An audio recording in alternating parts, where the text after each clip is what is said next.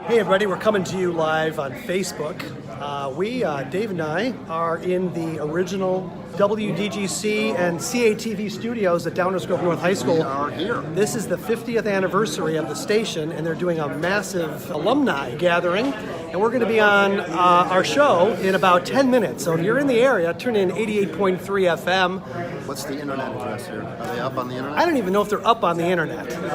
That would have been so cool. We would have had the reach that we always wanted. That would have been good. This is a little overwhelming. We've been having cameras put in our face, ask us to do some station IDs, being pulled into other people's shows at the last minute, asking us for our memory. So the brain is working overtime right now, but we're ready to go on and do our own thing in about 10 minutes. And here's just a little pan of the studio. This is the TV station portion. This is going to be really cool. So we're going to be doing some interviews with Fred later, and I don't know, having a good time. So, hey, we'll talk to you later. WDGC was just an incredible place. It was so great that my mom moved us here, and I had no idea there was going to be a radio station here when I got to high school, and I eventually figured out there was a radio station. And I loved radio since I was about 6 years old, still do, but I'm not sure I want to necessarily do it as a career anymore, but the bug is always there. So I'm looking forward to going on the air with you today and getting that old feeling back again. Dave and I are about ready to go into doing our show, first time in 34 years since we signed off from here. We're meeting all the WDGC alumni. They're all here today. Big 50th anniversary celebration, and they've asked us to do a show. So we're on from 1 to 2 p.m. We've got some things planned. I think it'll be a good time, so we'll catch up with you later.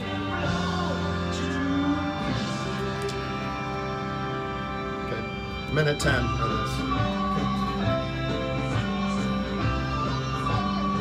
How about Refugee as a tune when we take a break? Sure. Ready? That works for me. I was going to bring in a blues CD, but not like, I wasn't going to bum you out, but I was going to play like some Louis Jordan or something. Do you know who he is? From the 40s? No, that would have been fun. Yeah, blues doesn't bum people out. Yeah. Some people go, oh man, blues. You gotta listen to them, man.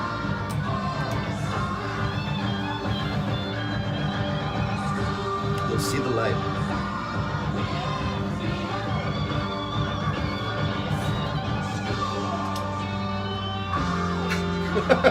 These are the old days.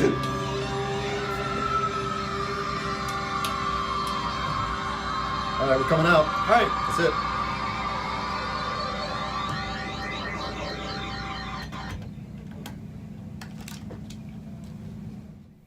WDGC 88.3 FM. Oh wait, this is FM? I thought this was AM. Is it? How you doing, Dave? I'm doing okay. Do you realize the last time you and I actually spoke into these probably same microphones from It looks like it. I about see 35 I years recognize ago? the masking tape. They smell the same. They do. We haven't been on this radio station in, well, you're real good with the computing of the numbers. 34 years. 34 years, that's what I was going to say. August 17th, 1984 was the last time. And he knows the date. Wow. Yeah, I don't know why I've got that talent to remember those milestones. Good to see you. Oh, it's great to see you. What have you been up to? And I haven't seen you in 34 years. Well, after high school, I was bound and determined to continue on the radio path in any way I possibly could. So I went to College of DuPage and worked at the College of DuPage radio station there. Then I went to NIU, did some more radio there, and then actually worked in the business, which I was just so determined to do it. I worked for peanuts at times, could barely pay my rent, moved to Chicago. It was rough, but then it got better. Worked in some management positions and it got better. Then I could pay my rent and eat simultaneously. Wow. Which was a real milestone for me. Yeah. In radio. Well, before we actually go down memory lane of what we've been doing, what our life have looked like since we left, I think we should just introduce ourselves. First of all, I'm Chris Baquet. This is Dave Jackson. I'm the class of '84. Dave's the class of '83. Class of '83. And first of all, it's just amazing. First of all, do you realize we're at ground zero from where all the magic happened back then, all those years ago. It's really strange. Same to be in room, the same everything's different. room. It looks a little different. The equipment is much more advanced in some ways. I'm just overwhelmed with emotion.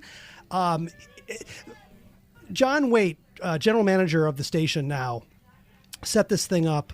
I don't know when, but I just found out about this on Wednesday. And so did I. Well, the same day. ironically, you, who never had any digital footprint online until about a year ago, had to call me to tell me that, hey, we got this thing going. I would have overslept and missed the 50th because I made a conscious effort to turn off all Facebook notifications about a month ago. So I would have missed it. So thank you for doing this. Thank you for not blocking me. Yeah. So that I could contact you. Yeah, exactly. But we came in to the radio station earlier today, and I noticed that there's very little parking because of I guess they're doing a high school reunion. They're doing a football game in our honor.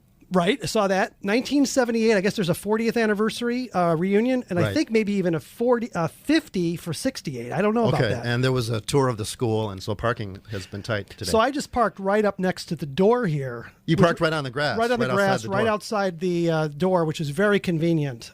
So I appreciate that spot being open for me. But I must say, just looking around here, this has been extremely well organized. I can't imagine what it would take to pull this together, but it's great to see all the alumni. Is it alumni or alum? I heard the terms. I think it's alum. Alum. Alumni is plural. But I kind of used it in a plural sense. But I hear alumna. Yeah, I'm the one that's supposed to know that because they singular. actually gave me a degree that I understand these things. That's right. And I don't know. But a couple of days ago, I had heard that there was going to be no on-air signal, no transmitter, no internet connection, and I thought, well, what's the point? Who's going to be listening? But then I thought, what's really changed? I mean, we're kind of used to equipment malfunctions. Well, yeah, we had that, plus being a 250-watt station. You wouldn't think you'd get a lot of reach out of that, but somehow we did after a while. We built up an audience, people around the area, people that went to school here. Yeah. So that was nice. But in general, you wouldn't think many people would be out there. Yeah. High school radio station. But you know what? They are. And now that we're on the internet, that adds at least 10 more people. I would have loved to have had the internet back then. Can you imagine what our influence would have been? We could have changed the world. But instead, we had to kind of work with whatever the weather allowed us to for the signal to carry. You know, certain nights you could get the signal as far south as Bolingbrook, maybe to Hillside. But on a bad day, you'd be lucky if you got down to the Whitehead. Right. The wind just blew your signal right back to you. Yeah. And I know this from the times that we would get phone calls from people who are picking us up in some really remote suburbs. It's like, wow, our signal's really carrying. So, so I guess what we're supposed to do, we're on here till 2 o'clock, and I didn't have a lot of time to prepare, but I think the goal of today is to really share memories, right? I think so. Saying what WDGC means to us, and I am wearing purple, so I think I should get some extra credit for that. Yeah, you should. Because these are the school colors. School colors. Half of them anyway. Yeah, you're missing, what is it, white? Yeah, I'm not it's wearing white. white. Yeah. Not that you know of. So it's been quite a day, and I am, it's just, the emotions are overwhelming. Let's just put it that way. Seeing all these old people again. I'm going up the stairwell, and this is kind of where people used to come and smoke or make out with their girlfriends. I, of course, never did this, but that's what I heard happen here. And you just keep going up and up and up, and then you just kind of put on a live Zeppelin album and just float Moby Dick, which would give you about 20 minutes away from the station, and you come up here, you're pretty much like in a bell tower, and you could overlook Prince Street down there. And I don't even know where this door goes, but let me flip it around. I don't think I can flip it around. Just go down this way. Yeah. So this was the infamous stairwell that I have not been in over 36 years. And then back to the station that way, or you can just go out here to the side door. And this is Prince Street. And this is where I parked my car that got me into trouble. And yeah, there's the building. And I don't want to lock myself out because I don't know how to get back in. Although they do have a doorbell now, which is nice. It used to interrupt the radio signal if somebody came to the door. And then you come here, you take your meter readings of the transmitter. And then, of course, here's the hallway. And Dave used to do, well, we'd split up. Sometimes I'd be in the side room, and I would do my portion here, and then across on the other side was Studio A, where, we would be doing, and we'd take the phone calls. But it's definitely hasn't been kept up to date. Well, there's the bathroom. And so that's it. And then this is the bulletin board where we would see whatever notices would be to us. And of course, this was the doorway, the gateway, as I say, to the TV station. And the walls could talk.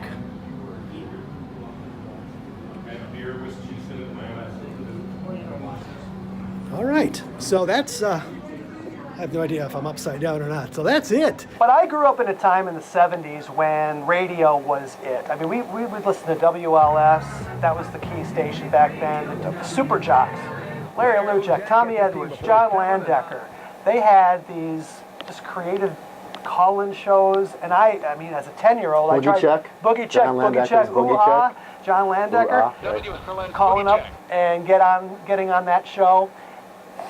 And then I just really started getting into doing my own tape recordings in my basement. And then by the time I got to the station, I had already had 2 or 3 years in the basement doing recordings. Right, and when I met you, we started doing some recordings in your basement, mock shows, you might say. Yeah. Until we actually got on here. And we did a show together. But we had what we called the Smorgasbord radio show. And actually, before we get there, let's talk a little bit about what happened before then. Because I'm a product of the 1970s, and so are you. Yes. And I'm absolutely. sure growing up in the Chicagoland area, we listened to WLS, all the disc jockeys that you can think of back then. Larry Lujek, Tommy Edwards, John Landecker. He had a little show. That's right. WMET. WMET. Captain Whammo. Captain Whammo. AKA So you had already switched over to FM before I did. Okay. I was still listening on my transmit. Oh yeah, I was listening to radio. WKQX. Mitch Michaels used to be on WKQX. Oh yeah, now he's on the river doing the cruise. He's on the river now. But I was really influenced by those guys, and I thought, you know what? I really want to do this someday. So I started doing my own tape recordings in the basement, pretending like I was a disc jockey, and had about 2 or 3 years of that under my belt before coming to this station. And I started to just do my show as I wanted to, and it rubbed people the wrong way here. I had people who were juniors and seniors coming in here. We had problems. Saying, who does this guy think he is, just taking over? Yeah, just play your Led Zeppelin records, go, hey dude, request a song, and then say the phone number and slur all the numbers together so that you can 852-444. That was the old phone number. Yeah, I don't even know what it is anymore. And instead of call it was call us up. Call us up. Instead of call us up. Do you see? I mean, that was like the basic patter you'd hear. Yeah. Not everybody, but some people just kind of, okay, I'll do a radio show. All right, I'll bring my records in. I'll do a show, which is fine too. But I was a freshman or sophomore. We wanted to do something. Yeah, and I was doing something creative, and the students didn't like it, but you heard something that you were drawn to. So tell me about Yes, well, I was one of those people. I was doing basically a music show, and back then they used to share the time slots. So you'd be assigned another student, and you would do a show together, which can work great, or it can be a disaster.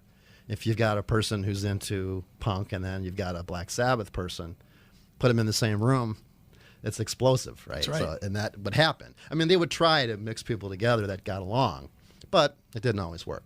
So, and I did a show with this guy, Anton Schragle, and we both liked the same music, so it was fine. So playing music, but then one day I heard heard you on the air doing something completely different, and my ear's always open for that. And you were doing something creative and different. You were on the air with our friend Pete, and I said, okay, now something's happening here. I knew something was happening, something good was happening. So I listened to your show that whole afternoon, and I just made it a point that I had to figure out who you were. Now, I was on executive staff at the time, it wasn't that hard to find you. But when I did, I think I just introduced myself to you, and I said I heard your show, and maybe we started to become friends. We would hang out at your basement studio. That's right. And we started doing a kind of a format like this, not on the air. Right. You'd record it. Yeah. And pretty soon we were on the air together. We signed up to do a show together, and it basically sounded like this. And my take on that was, here, you are a year older than me, still are, but you're a junior, and you're complimenting me, and I wasn't used to that because everybody who was, sort of an upperclassman had already been, kind of bullying me in the day, telling me to stop what I was doing. And I was welcomed for the positive feedback. I said, yes, we're going to have to do a show together. So we signed up. I think we had to sign up on a sheet of like our preference of time, and we got the number one prime time slot. It was actually, we started out as a Saturday night, 8 to 10. Yes. And we called it the Chris and Dave Smorgasbord. Smorgasbord meaning a variety of things, variety of topics, just like this. And we did things like, I remember we got these little business cards, the Deeger cards. The Deeger cards. Yeah. There were two versions, the green and the beige. That's right. Green was the first year? The first year, yep. With the Karate Guy? With the Karate Guy. Right? We were looking through this logo. We picked a book of logos. And we said, we just picked Karate Guys. It just made us laugh. We didn't know why we put it on there. But had no reference to anything. And what we would do is we would have these, I guess there were like registration number or some sort of an ID for every card. Yeah, your Deeger number. Deeger number, right. And I remember going around town and planting these cards into telephone booths. Remember those relics? I remember. You still see the alcoves, but there's no phone anymore. No phone in them. And so the thing would be, we would get on the air at nighttime, and we would say, hey, if you're driving around and you happen to be passing by the phone booth on the intersection of Ogden Avenue and Prince Street, there's a Deeger card there. Be the first person to get the card and call us up. Call us up. 852-0404, and tell us the number. And then people, either they would call us or we would call the phone booth. We had the phone number for the phone booth. And sometimes somebody would actually be in the phone booth when we called, and we would give them, an album or something. Yeah. Yeah. And that was it. I think we always came through on that. We did. Prizes. No, we were good. We put them on our mailing list. We had a mailing list. And the term smorgasbord is actually, what comes to mind when you think of the term? Variety of food, serving up some, good courses. So the smorgasbord was really, if you want to think of Seinfeld as a show about nothing, Smorgasbord was a show about anything. We did a show for a couple of years. We'll come back to a couple of memories in a little bit, but we did a couple of shows until 1984. Then we signed off. And then I went off to NIU. And I thought, you know what? I'm going into radio broadcasting as a career because I got this thing down. Yeah. And found out that Kirk Moore, son of the general manager, Fred Moore, of this station, was the general manager of WKDI in DeKalb. Cable FM. Cable FM. I said, 92.5. I've got an in. I'm going to get a good time slot there. I know the man. No, it didn't work out that way. I got put on 6 a.m. on Sunday morning in a college town. Not the best audience. Well, I'm sure a lot of people were up at that hour. Yeah, up near just hovering over the porcelain god or whatever. But not only was it a college town, it was college. It was a cable radio, like you said. So right, you had to. It wasn't even on air. You couldn't. No, you had to hear the station by plugging your cable TV into the back of your radio. If you had a coaxial connection. Yeah, I made it 3 shows. And I said, this is not it. Because I was already starting to get reprimanded by the program manager saying, no, you got to play. And I was there with you. Was it your first show? My first show. Your first show. So I wasn't there the day that you gave up. Did I threw the towel in? I wasn't there. No, you weren't there. That was a very sad day. I said, you know what? I got to change my major. This is a disaster. There's no way I'm going to be able to make this work in the real world. Dude, you made the right choice. You got a wonderful family, great daughter. I mean, come on. Thank you. Yeah, I've been. You definitely took the right path there. So I mean, if I had been married, I don't think I could have worked at the radio stations for the low pay and the crazy hours. And at one time, I had 3 jobs at one time. I was never home. No. So I don't know how I could have handled both of those things. But being single, I said, okay, you know what? All right, I'm going to do this. I can do whatever I want now. So Yeah. I did. I'm glad one of us actually tried it out because I can, live vicariously through you and your experience. And I went into market research, work for the Nielsen company now, so I guess that's somewhat related to radio and TV, but nothing like that. But flash forward, I did have a taste to do this again. So in 2010, I was sitting around with my daughter, who was about 11 years old at the time, and I said, hey, you want to get a sense for what your dad used to do? So I went down to my And crawl what daughter space. wouldn't want that? Oh, of course. Of course. No, seriously. Well, yeah. Yeah. Well, I don't know. Not all dads can say that, I don't think. Some daughters don't want to have anything. It's just certainly when they get into their preteens and they start to say, you know what, Dad, you're not cool. Hey, honey, let me show you how to sell some stocks and bonds. Yay. Oh, great, Dad. Yeah.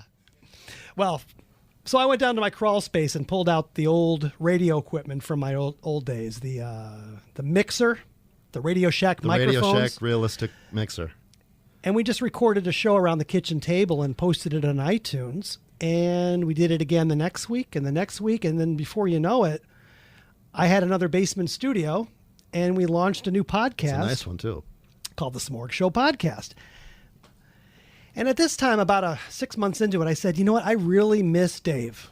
I said, Dave would really get into this, so I'm going to find him. And I couldn't find you anywhere. I had no digital footprint at that point. Nothing. Nothing. I even did one of those things where you look up online a police report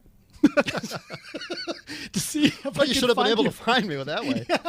Well, it would cost me $19.95, and I didn't want to plop the money. So I thought, you know what, I'm just going to let this ride out a little bit. Maybe Dave will find the show someday. But one day I got a letter from you in the mail. I sent you an actual letter. I still have it. Yes. And had you over. We did a show together, and we haven't looked back. And now we're approaching 100 episodes of the Smorg Show podcast, available at iTunes and smorgshow.com. And where else are we? Spotify. You can listen to us. Well, that's your department. We're everywhere. I know that, but I couldn't name them. I could not name them all. That's okay. You don't have to. We're out there. Just look We're for out there. Smorg Show. We're out there. Wow, we're just going to keep going. We're already at only 15 minutes. Do we want to play a song and get our bearings and then come back? And Yeah, let's do that. I've already broken one rule. You're not supposed to bring any food or drink. I mean, I've got my water bottle in here, so we've violated at least 4 of the station policies already today. Did we? I think so. yeah, we We can play a tune. I've got a little tune here ready for you. We used to get fined $5 for various rules breaking. One of them was to bring somebody in from the outside that wasn't part of the station. Oh, yeah, and we did that. Yeah. The way I got around that, though, because like you said, Pete was somebody else who was part of our show. And he used to come in all the time. And Fred Moore said, no, you can't have him. He's not part of the school. So what I did was we used to record our live bits back in my home studio. And I would bring the tape in. And Fred would say, I'm going to fine you $5 for having him in. It's like, no, that's pre-recorded. I did that at my house. He's like, oh, all right. And then eventually we would have him in live, and Fred couldn't figure out whether it was live or Memorex, you know? Yeah. To quote I guess I aged myself with that. Well, Pete was a huge part of our program. He was our writer. Creative input was phenomenal. That's right. In fact, I think Big part of the show. He even came up with the And Smorgasbord Jerry. name. Jerry, yeah, another character from the old days. But let's play a tune, and what do you got? What do you got up on there? This is all digital well, now, back right? then we used to say I've got some Tom Petty queued up on the turntable, and I'll try to start it without a slip cue. Okay. Hey. All right. All right, WDGC-FM. You got it? Oh, you got this one.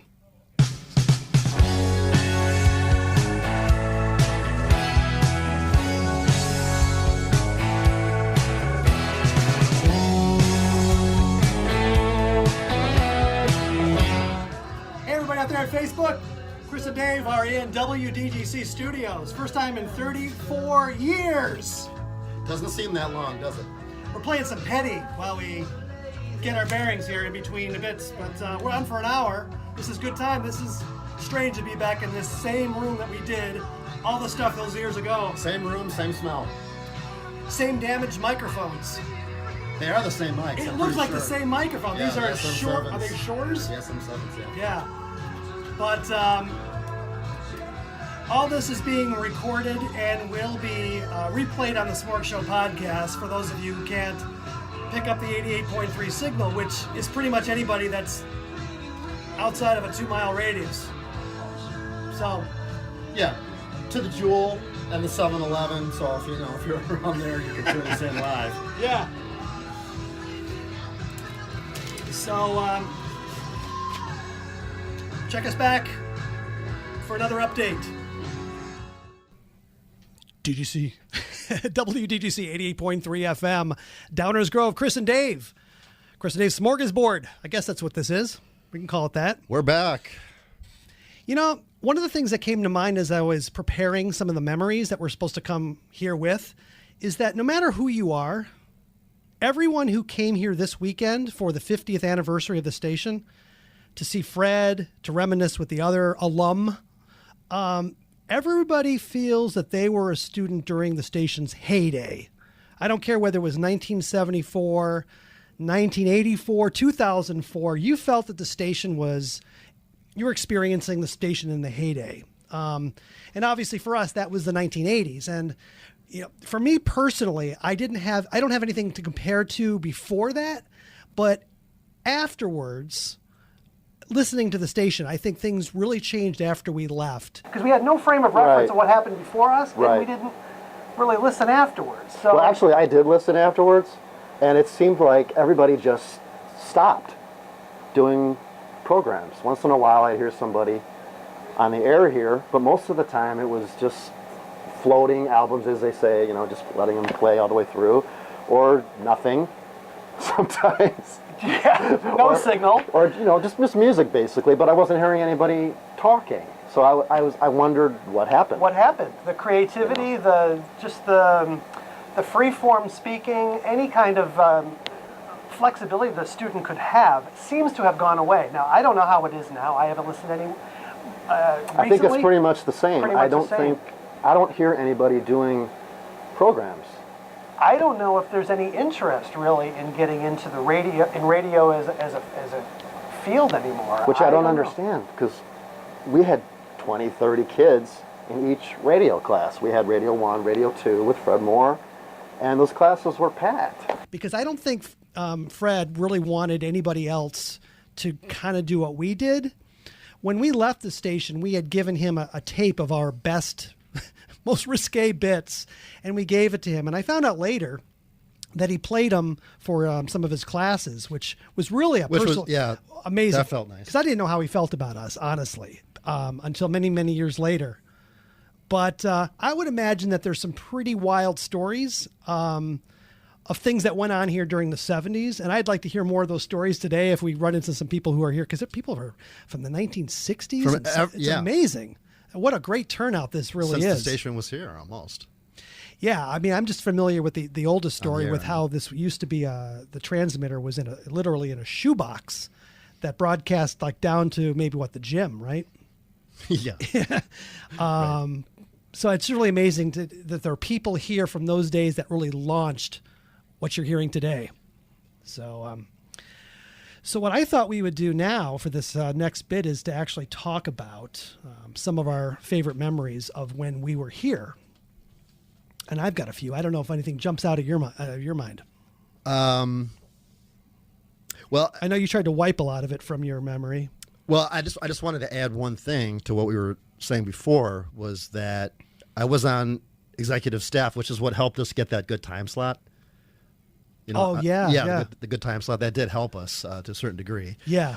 But what happened was, when I decided to get in your camp, radio-wise, when we started doing more talk programming, more like what we're doing now, I was just as hated as you were for not being a music guy anymore. And I love music. I mean, every day I play my guitar. I mean, but they turned on radio-wise, they turned on me. Radio-wise, I kind of dropped that. Yeah. when we started doing this, and we were both just on our own, completely on our own, really. Because I don't think anybody else was even trying to do anything close No. to what we were doing, which was fine. I really feel like we only got the support once we got to be seniors. Because then we were like, and you had actually graduated because you were a year ahead of me. So you still stayed Right. around here another year with me, Yeah. which was great because by that time I was at the top of my game in terms of the big fish in the little pond scenario, being a senior, and everybody coming in and younger than that, they didn't really have the same resistance as when we first arrived on the scene. Definitely helps being a senior. And so my favorite days were when we did our last season, the summer of '84, when I graduated and we stayed on for the last 3 months before leaving for good. And I'd like to talk about the Carlisle show just a little bit. So the Carlisle, for those of you who are in the area, which I guess would be everybody since we're not online, right? That's right. Is a banquet hall on Butterfield Road here. I think it's considered Lombard. And they do banquets, they do weddings. It's a really fancy upscale place. At least it was at its time. I haven't been back there in a while. And right around that time, all the local radio stations were doing live broadcasts from the Taste of Chicago. So I said, Dave, we should do something like that. We should do a live taste. Taste of the Deej, taste of the Smorg, something that kind of mimics what everybody else is doing out there. So, Quick question. Yes. Before you finish. Yeah. We did do a broadcast, well, a recording from the Tivoli bowling alley. That's right. That was, yeah. But that was prior. That was prior to that. So that wasn't our first attempt, I Right. believe, to We- do a remote broadcast. We tried to do a couple of live remote broadcasts. We did the barn in Naperville. And the barn in Naperville. Which is a different story altogether. I'm surprised that one didn't surface at the top. But let me finish the Carlisle and come back to that one later. So I said, Dave, let's do a show. Let's get some sound effects. Pretend that we're doing a live show in front of a lot of people. So we went to WDCB, right? Yes. The College of. Yes, where I worked College as of a volunteer, but I was there. And they had a sound effects Right. library Right. or whatever. And we pieced together Pre-internet. pre-internet, right? We had to do everything from scratch. So we found some vinyl of a party atmosphere. And we spliced that together. It was like an 8-minute recording, and we made it into like an hour. Literally, this is before digital editing now. This is cut and splice. Cut and splice. Reel-to-reel tape with a grease pencil and a razor blade. That's right. To come up with the sound effect track that would lay underneath our voices, and we just did our show and we pretended like there were restaurants and vendors, food vendors at the Carlisle, and we said to our audience, come on out to the Carlisle, there's free food, free entertainment, we're here, we'll sign autographs, do that whole thing. Well, little did we know that this actually went over and people bought it, because around 10 o'clock when we signed off, the Carlisle called the radio station and they said, stop telling people that you're at the Carlisle because people are starting to show up looking for you and the free food. Good memory. I had no idea that this was actually going to be taken seriously, because it's obvious to me now listening that it was fake, because every 8 minutes you heard the same lady in the crowd. Sound effect was the same. The same sound effects. Oh, that's the funniest story I ever heard. This lady over and over again would be on this track. It's so obvious it was fake, but no, it went over. So that was one thing that stood out for me. Yeah, and like I said, I mentioned the Tivoli bowling alley. That was so much fun to do that broadcast because people were there. I don't know how many people showed up who actually listened and knew us, or was it people that just happened to be there? But there were quite a few people there, and it was fun. And I brought my guitar. I plugged in. We did, what was the song we did? The blues. Stuck in the Slammer Stuck Blues. in the Slammer. Yeah, one of our original we did songs. Stuck in the Slammer. So I got to do some radio and some music in the same night. So that'll always be a great memory for me. Yeah. Just a little bit about the Tivoli. Yeah, that was one of those things where we showed up. We promoted this thing for weeks. We said, we're going to rent out a little room that's kind of adjacent to the bowling alley.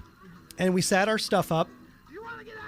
And we didn't know who was going to be there. We showed up, and all of a sudden, all these bikers and burnouts, back in the day, the term was burnouts, concert T-shirts, long hair, and they filled the room, and they were sitting down, arms crossed, like they wanted to be entertained. And I looked at Dave and I said, I don't know how I'm going to pull this off. These guys don't look like they're part of our show. I think they just happen to be hanging out here on a Saturday night.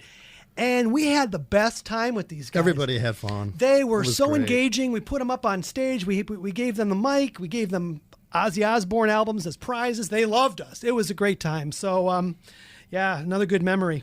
Cart machine. Can you say cart machine? Cart machine. Cart machine, yes. These little cartridges here, they look like 8 tracks.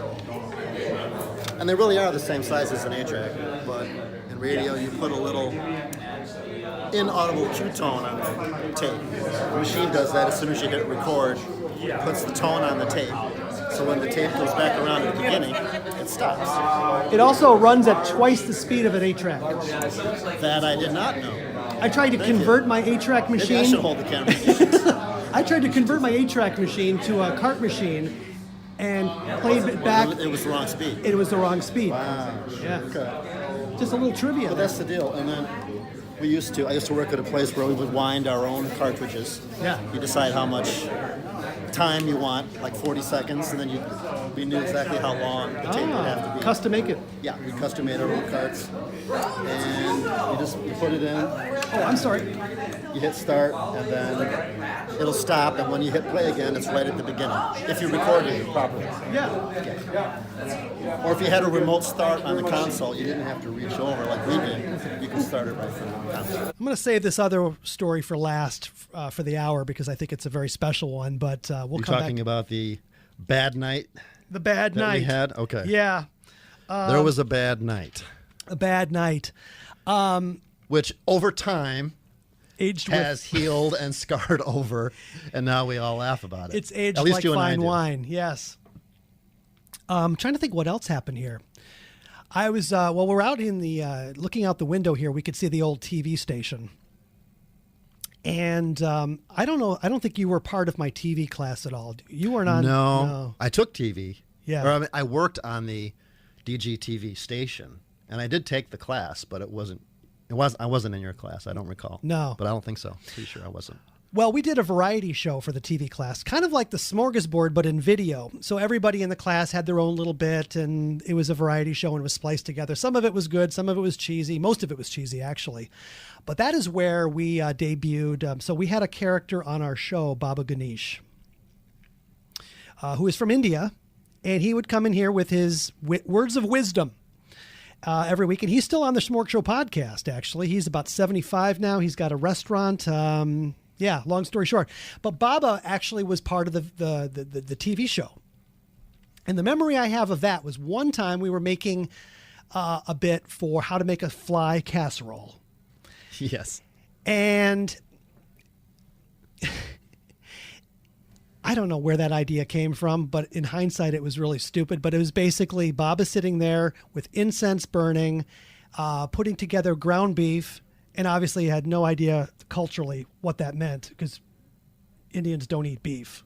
The cow is sacred. So I have no idea why we wrote that Right. into the script, but it showed our ignorance of the culture. But Blame anyway, it on our youth. yes. But we would record this bit of him putting together a casserole with this ground beef that was raw meat with cheese and tomato sauce, and then we would scrap it for the day because it didn't come out, and we would just throw this heap into the garbage can that the janitor would have to come in that night and clean the garbage can out and say, what was this from? And then we would do it again the next day and 3 days before we got it right, that this janitor had to clean out the garbage can with ground beef. So I don't know, that came to mind. So I was looking out there to see if I saw the stains because I was told that the carpeting is still the same from the 80s. I think they painted over all the stains because everything is purple. The walls are kind of a lavender Yeah, or purple. yeah. So they did change that. We've been erased. We've been erased. We've been removed. Eradicated. That's right. Well, we've gone way over time of our allotted time, so we broke another rule. It's 1:31. And you want to go Yeah, to you another- have to turn your head to see what time it is. Yeah, I'm not sure I like And the you layout still here. can't see the clock when you turn your head. Well, especially at this age, you got to really turn your whole body because your That's neck not easy doesn't when go you're around over. anymore. It's For sure. so what else is going A couple on? other things, a couple of good memories that we had were we did some game shows Oh, the We game did shows. a game show called Get a Life, and I don't mean to say this in a boastful way, but I think we were the ones that came up with that idea. And until I hear or see a reference to that term before we used it, because after we used Get a Life, next thing you know, there's a TV show called Get a Life. With Chris. Chris, Oh, yeah, that guy. the The ball. guy that was on Letterman. Yeah. Right. Yeah, I can't remember his name. So anyway, so we did that, and then we also did a feature called Homework Hotline, where we asked people to call in, and we gave them help with their homework. And I was trying to help a young lady understand imaginary numbers. When actually, if she called in today, I might be able to help her a little more than I used to. But still, Here it is. but then later on, that's our bell, the This cowbell. is the bell. Finish your But then story. later on, Homework Hotline showed up on WBBM as a feature, the news station. That's right. It showed up there. So that was the second time. I thought, okay, I mean, I don't want to sound like, people are listening, but were people listening Yeah. to high school radio stations to rip off ideas? I don't know, but it kept happening. Yeah, Some there of were the a things few we examples did just of kept that. showing up places. Yeah, so that the homework hotline thing was the way I remember it is we decided to just take phone calls randomly and we said, hey, call us up. And some girl called us up and wanted help with her algebra. And you helped her. I still have that old bit. It's on iTunes. Right. And she became a good fan. She sent us this bell because we had asked our audience for other game shows that we did to send in a bell. And one day And she showed did. up She did. and Fred says, you have some mail. And it was a package. And it's this old game show. It's a little rusty, but it's still working. That's and the one. Turns out I ended up dating her for the next 3 years. So it's kind of funny. But yeah, the game show Get a Life was, the way I remember it, was that you would call up, you would describe your life, and you would want to change it. It had to be, you had to prove that your life was pathetic. Right. And you wanted to exchange it for something more, We put the person on the air without a delay, I know. no delay. But we were ready to hang up if we had to. But nobody ever gave us a problem. No. But you had to prove that your life was so pathetic. And then we volunteered a new life. And they'd have to pick behind door number 1, 2, or 3. Door 1, 2, and or they 3. would get the prize, and their life took effect at midnight that night. So, marine biologist, several other ones. Yeah, there were a few other ones, not to be mentioned. You're right, pushing the limits a little bit. But yeah, that was a lot of fun. So those were a couple of my favorite memories. Yeah. So I think we've been talking here for a while. We're going to switch to a song. Oh, not yet. We got to keep Not going. quite. Okay. We're being given the cue here that things are not quite ready for us. So I'm running out of memories here. Now, you want to save our bad day for the end? Because I think we're getting kind of close. We could talk about our bad day now. Actually, we can. Let's talk about the bad day. So back to the delay system. We had engineered our own delay system here. And this is back in the day. So anybody who's listening now, you have to be, I think, if you're under 30, you probably won't be able to relate. But we had 2 reel-to-reel tape decks in here against this wall, in its own rack. And we thought, let's take both machines and we'll use machine 1 to record the show, and record it through the recording heads, but to play it back on machine 2. Right. And the time it took for the tape to go from the recording heads to the playback heads was about 6 seconds. So we would be able to take live phone calls on the radio, record ourselves on reel 1, play us back on reel 2. And it worked. And it worked. The problem is we played unnecessary games with it, as Mr. Moore. Yeah, we had too much fun with that. Yeah. If we had just left it alone, nobody would have even known we did it. Right. But we would play it back and Yeah. record it We and play created it back. some feedback It effects. Created a feedback. Yeah. And it just kept looping and looping and looping until it got out of control. And so Fred Moore called me up right after the show ended. And he said, don't talk, just listen. Get a pen, get a piece of paper, and write this down. And I'm shaking because I'm a sophomore? No, I was a junior at that point. And he read the 9 commandments, things that we were supposed to follow from this point forward. The first one, do not use the delay system. Pretty self-explanatory. Number 2, do not put the telephone on the air, because our whole show was about taking That was phone practically calls. the whole show. Okay. Yeah. You're right. Number 3, talking should not exceed 10 minutes per hour. Per hour. Per hour, not per bit. Yeah, we were per doing hour. per bit. Number 4, do not refer to equipment functions on the air because we would be complaining about hums. Well, what we just broken- did, we explained. Yeah. The well, delay, yeah, talked about the delay system. Don't talk about that. We've already That's broken out. that rule. Right. Yeah. Number 5 was. Oh, we got some music going here. Oh, sorry. Hey, that's okay. Number 5 was my favorite. Do not try to be funny because you're not. And that one actually. We knew that already. We knew that one already. And that one actually was one I was carrying on throughout life afterwards. One of the most applicable, I think, afterwards. Next one was do not talk over songs or other recorded material. Do not tie up the telephone. That's because he couldn't get through to us to yell at us yeah. earlier that night. Good thing he lived close by. He could just come over and yell at us. Which he did on another he did. occasion, yeah. Giggling and studio noises are prohibited. Yeah, we did a lot of that. And then no special effects shall be used. So basically, that was our show. So what could we do? Yeah. So that's when we started to do recorded bits from my home studio, and we would bring Again, them in. Yes. It worked for you the first time with Pete. I would do It worked the second time. do everything recorded. Oh yeah, he wanted us to audition them. Oh, he had wanted to to hear the bits. he wanted to in hear 'em advance. beforehand. That wasn't on the list, but I remember that. Yeah, that lasted about 2 weeks, and then he says, "I don't want to listen to these anymore." And so gradually, we would move from the recorded function back to live, and he didn't know whether we were recording it live or doing it pre-recorded. So it worked twice. Yeah.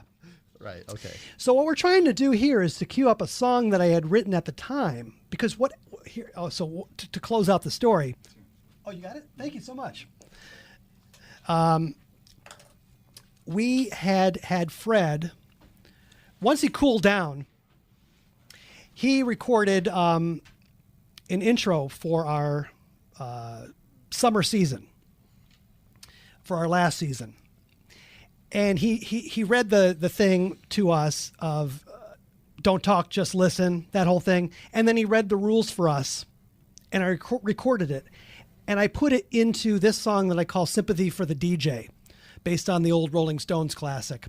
So I thought it would be good to play this again because it really represents everything that we just talked about here. So let's play this now. And then when we come back, we can talk about the time we got Fred Moore to get out of bed, drive over here in his pajamas. Yes. And read us the riot act and do an illegal sign off. That's right. We'll save that one for last. So here it is on WDGC 88.3 FM. This is Mr. Moore. Don't talk, just listen.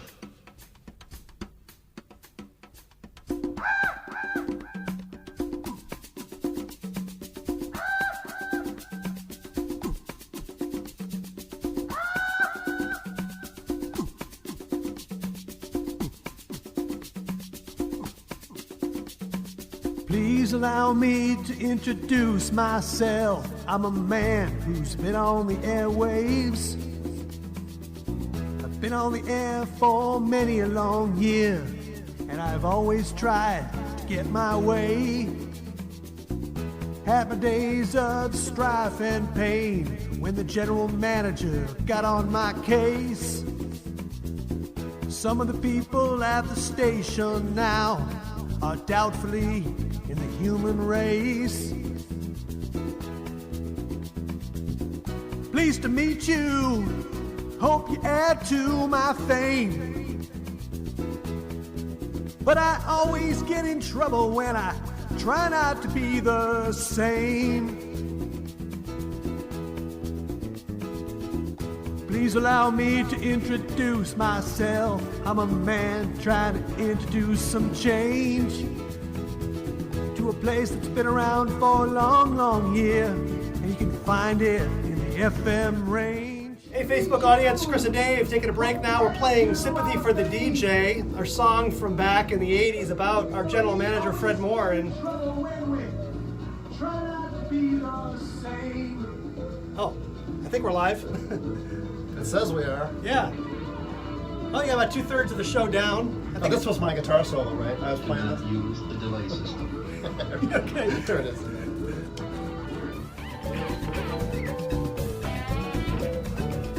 I am going to be listening.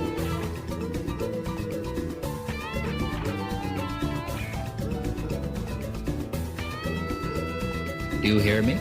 I don't want any funny stuff.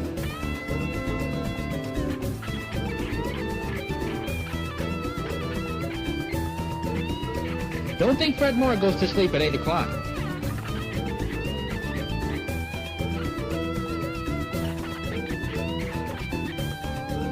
So do the show, use good judgment, follow format, and remember, no funny stuff.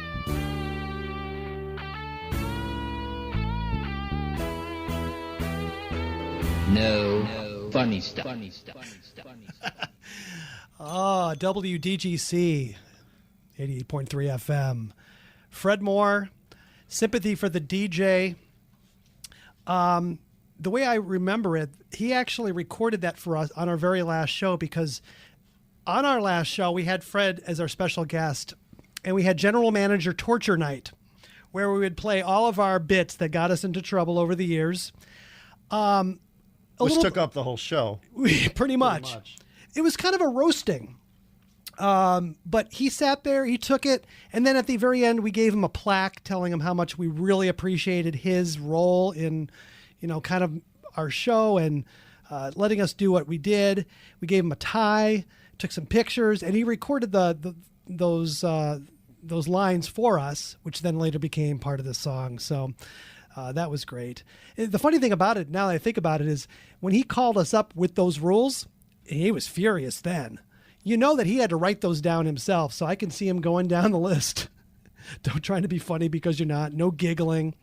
Just funny. So I'm recording this from the WDGC radio station bathroom. This is actually a very memorable place, because this is actually where I heard the Jerry Molesky show for the first time when I started here. I was probably sitting somewhere around here, and there used to be a speaker. There's the hook, still on the wall, but there's no speaker. And I was just sitting here, and I heard Jerry for the first time. I said, I've got to know that man. I need to have him on my show. And the rest is history. So you had brought up something else that we wanted to talk about, was the time that we got Fred to come down in his pajamas. Oh, never forget that one. So this is probably where I would say I don't know what I was thinking. I had every right to be reamed out like I did. When we did our show, we used to have a lot of equipment that we would bring. We had the record crates, of course. The record crates, the milk crates. You put your albums in the milk crate in case you haven't never seen that. Yeah. But I had mics and mixing boards and all this kind of stuff. I don't know what we did, but we had all of our equipment. And it was just an inconvenience to park your car down the street, to walk, to bring this heavy equipment in here. So I decided to just drive my car up to the door, by the station door. But my mistake was I never moved the car back to the street. So I left it there all night. Well, the neighbors across the street saw there was this Toyota Celica sitting up on the grass next to the door. I mean, not even by the door. It was like at the door. At the door. Sorry. At the door. And Fred got a call, and he came down. In his pajamas? In his pajamas. And he turned the transmitter off right in the middle of our whatever we were talking about. It was probably 10 minutes to midnight. No warning. Transmitter goes off. He flips on the lights and just starts screaming at me. Well, at us. I mean, we were there together, but Well, you were in the way, but I think he was directing most of the wrath at me. It was my car. Well, maybe I don't know if even Fred knew it was your car at the time. Did he? I don't know. I don't know. But he yelled a lot. A lot. And cussed a little. Cussed a little. I was shaking for the next 2 days. But I got suspended. Intense. That was intense. I was suspended for 6 weeks from my show. So I think I don't know if you were by. Well, yeah, I did have to kind of do it on my own, and I tried as best I could, but of course it wasn't the same. I think you just played music. Oh, that's terrible. Is that what I did? I think you just. Oh, that's horrible. I think you just phoned it in just to say, I just phoned it in? Yeah. Well, that was my protest show then. Yeah. Okay. But gonna play some Sabbath live for you hey, on man. DGC. Call us up. Call us up. 852-044. So we don't know who's in here after us. It's 10 minutes to 2 o'clock. I don't know if anyone's coming on after us or what. And it'll be just like the old days. When somebody will be on. When we would do a show and no one would show up for their shift, so you ended up being here. That happened a lot. A lot. People didn't show up. Didn't you have to cover for 4 shifts or something? Yeah, sometimes that's happened. In the summer, people don't want to come in. Yeah. On a hot day, no air conditioning. Yeah. Yeah. But you did it because we had no life. We didn't have any sports events to go to. No life. No left girlfriends. Radio. Hey, You know? I'll do it. Yeah. And look where it got me. I'm right back where I started. In my basement. Love it. So Dave and I have been doing a podcast together. I'm glad I found this guy again because we lost touch for a few years. And so we're doing the Smorg Show podcast. And that helped me get my radio bug going again because I had been out of it since about 2005, radio. Yeah. So it felt good to start doing the podcasting, just getting in front of a microphone again. It felt good. Yeah, well, my daughter and I started the podcast ourselves back in 2010. Just one afternoon decided to do something creative, and it started to build. And then probably about 40 episodes in, Dave surfaced again, and I said, Dave, you got to come out. You would really enjoy doing this again. So to this day, we're still doing podcasts. It's available on iTunes and Spotify. And there's my own personal plug. Right. Well, I'm out of material, actually. I think we went through the full things I have wanted one to- other quick memory. I did another show on my own in the interest of just trying to be creative and different, coming up with new ideas. I did a show called Open Mind. Oh, yeah. Which was not a long-lived project, but I tried it for a while, and I tried to do some shows on some different things like reincarnation, and then I got in trouble for that. Of course. Someone on staff called Mr. Moore. You know, Dave's talking about reincarnation. It's like, what do you care? You know, and then Fred backed me up on it. He said, well, I kind of like it. Yeah. So, okay, that was good.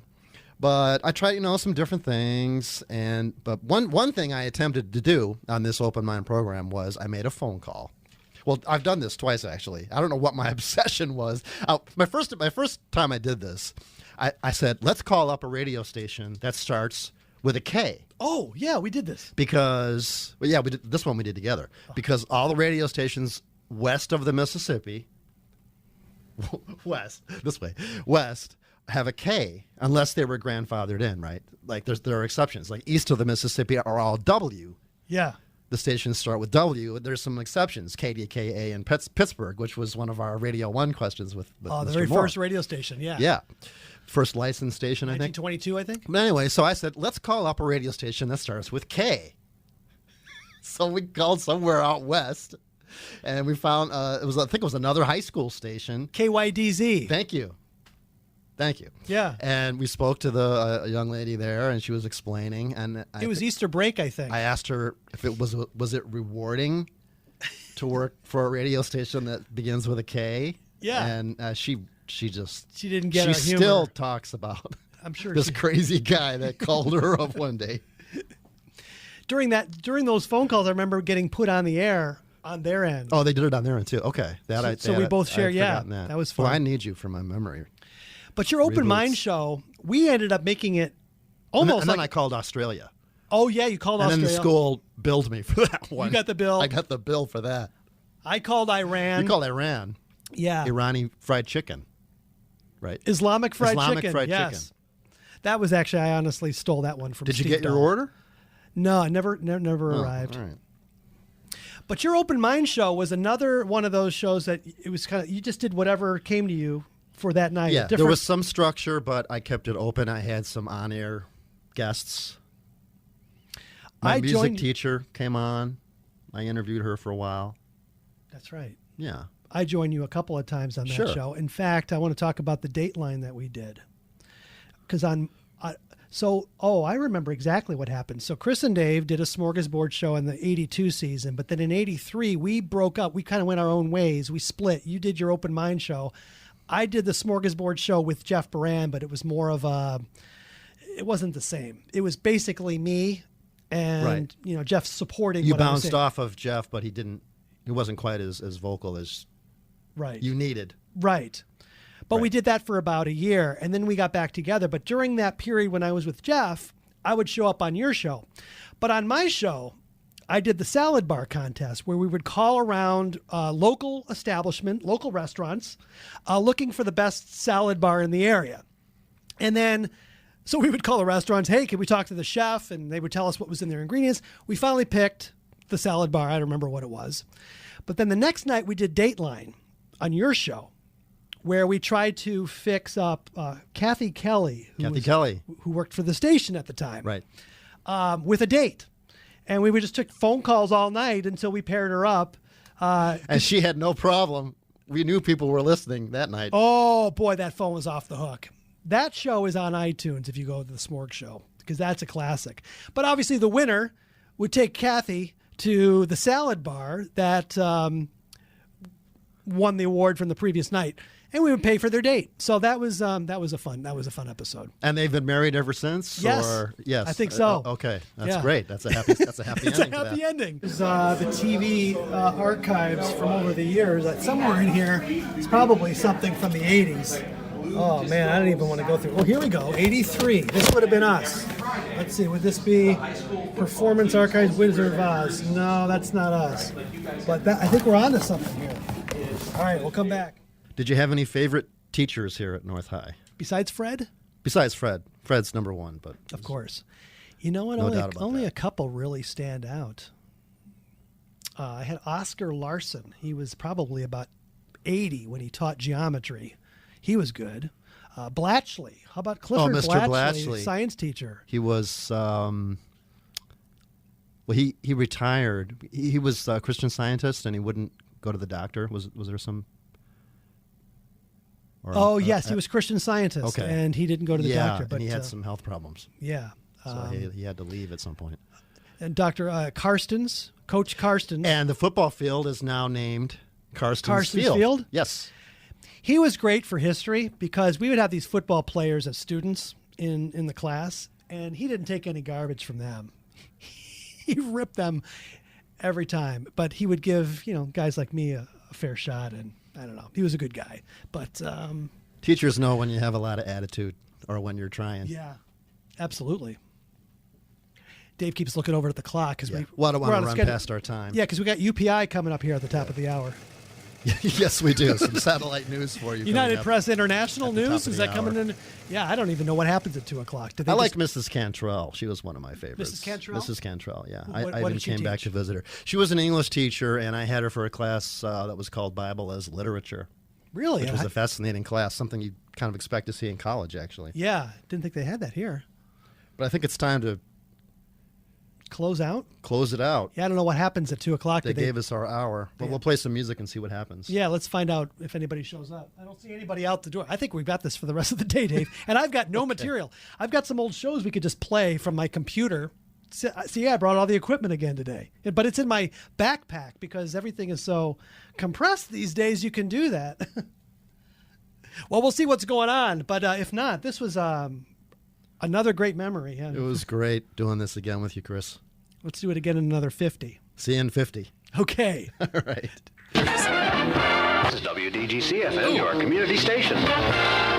Located at 88.3 on your FM dial. Nice idea. Serving the Downers Grove area exclusively.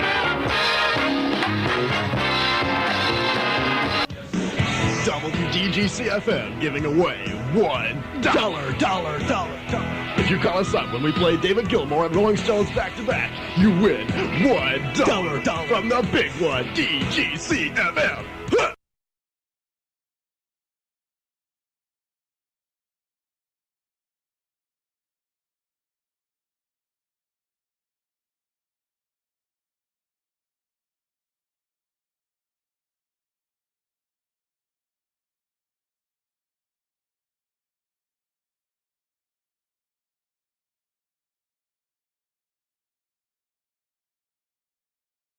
I'm looking at the wrong camera. I've been looking at the wrong camera this whole time. That's all right. Sorry. Well, the green screen will fix it. We'll right? fix it in the mix. Yeah, we'll fix it in the mix. Boy, I'm glad they erased all that other stuff we said before. Oh boy. Woo! Yeah, man. Oh, man. Because that stuff is permanent. Oh, these that's days. bad. You never know where that's going to surface.